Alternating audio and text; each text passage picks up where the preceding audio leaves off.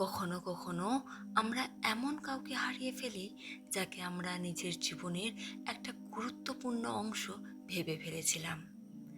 তার মেসেজ ছাড়া দিন শুরু হতো না, তার কথা ছাড়া রাত শেষ হতো না। আমরা ফিউচার ইমাজিন করেছিলাম, দোয়া করেছিলাম, মন থেকে বিশ্বাস করেছিলাম এই মানুষটাই হয়তো আমার জন্য। কিন্তু হঠাৎ একদিন সব বদলে গেল। কথা কমে গেল, ইম্পর্টেন্স কমে গেল, আস্তে আস্তে রিপ্লাই আসা বন্ধ হলো, আর এক সময় মানুষটাই চলে গেল। আর তখন আমাদের মনে হয়, আমি এত কষ্ট কেন পাচ্ছি? আল্লাহ আমার সাথে এমন কেন করলেন? আমি এত কষ্ট কেন পাচ্ছি? আমি তো শুধু ভালোবেসেছিলাম। কিন্তু একটা কথা জেনে রাখো, সবাইকে পাওয়ার জন্য আল্লাহ আমাদের জীবনে তাদেরকে পাঠান না। কিছু মানুষ আসে শুধু আমাদের শেখানোর জন্য, আর কিছু মানুষ আসে আমাদের আল্লাহর দিকে ফিরিয়ে আনার জন্য। আর কিছু মানুষকে আল্লাহ নিজে থেকেই সরিয়ে দেন আমাদের লাইফ থেকে, কারণ তিনি জানেন ওই মানুষটা তোমার দুনিয়ার ফিলিংস হতে পারত, কিন্তু আখিরাতের শান্তি হতে পারত না। আমরা মানুষকে দেখে অ্যাটাচমেন্ট তৈরি করি, কিন্তু আল্লাহ পুরো ফিউচার দেখেন। তুমি আজ যার জন্য কাঁদছো, হয়তো আল্লাহ জানেন ওই মানুষটা ফিউচারে তোমাকে আরো ভাঙতো, তুমি তার জন্য আরো কষ্ট পেতে। হয়তো তুমি যাকে ভালোবাসা ভাবছিলে সেটা তোমাকে নামাজ থেকে দূরে সরিয়ে নিয়ে যাচ্ছিল, সেটা তোমাকে আল্লাহর কাছ থেকে দূরে সরিয়ে নিয়ে যাচ্ছিল।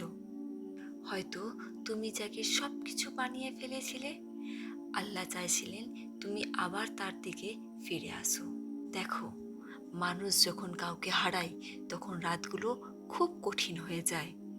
লেট নাইটে পুরনো চ্যাট খুলে দেখা, পুরনো ভয়েস শোনা, অনলাইন এলে প্রোফাইল চেক করা, নিজেকে বোঝানো আমি ঠিক আছি, কিন্তু ভিতরে ভিতরে পুরোপুরি ভেঙে পড়া। এই ফিলিংসগুলো খুব রিয়াল।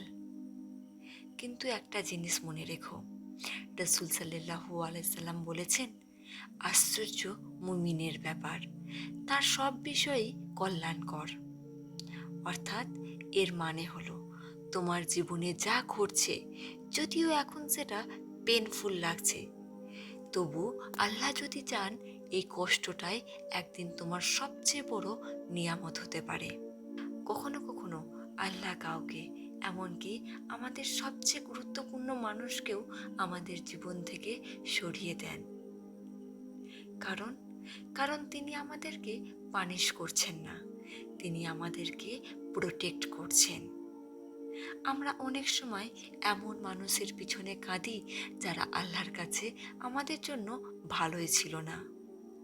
আর একটা কথা, তুমি যার জন্য এত কাঁদছো, সে যদি সত্যি তোমার জন্য লেখা থাকতো, তাহলে পৃথিবীর কোনো শক্তি তাকে তোমার থেকে দূরে সরিয়ে নিয়ে যেতে পারতো না। কারণ যা তোমার জন্য লেখা আছে তা কখনোই তোমার থেকে কেউ ছিনিয়ে নিতে পারবে না। আর যা তোমার জন্য না, তা ধরে রাখার জন্য তুমি হাজার চেষ্টা করলেও তা থাকবে না তোমার কাছে। তাই আজকে নিজেকে একটু শান্ত করো। সব উত্তর এখনই বুঝতে হবে না, সব দুঃখর মানে আজকে জানতে হবে না। কখনো কখনো হিলিং শুরু হয় যখন আমরা জিনিসটাকে অ্যাকসেপ্ট করি, হয়তো সে আমার জন্য ছিল না। আর বিশ্বাস করো, আল্লাহ যখন কিছু কেড়ে নেন তখন শুধু শূন্যতা দেন না, তিনি ধীরে ধীরে এমন কিছু দেন যেটা তোমার হৃদয়কে আগের থেকেও বেশি শান্ত করে দেয়। তুমি আজ ব্রোকেন ফিল করছো, কিন্তু হয়তো আল্লাহ এখন তোমাকে রিবিল্ড করছেন, নতুনভাবে তৈরি করছেন। তাই আজ রাতে মানুষের পিছনে দৌড়ানো বন্ধ করে একবার আল্লাহর কাছে মন খুলে বলো, ইয়া আল্লাহ, যদি সে আমার জন্য ভালো না হয়ে থাকে তাহলে আমার হৃদয়কে শান্ত করে দিন, আর আমাকে এমন কাউকে দিন যে আমাকে আপনার আরো কাছাকাছি নিয়ে যাবে। আল্লাহ আমাদের কান্না দেখেন, আমাদের সাইলেন্স বোঝেন। আর বিশ্বাস করো, তিনি কখনো আমাদেরকে একা ছেড়ে দেন না।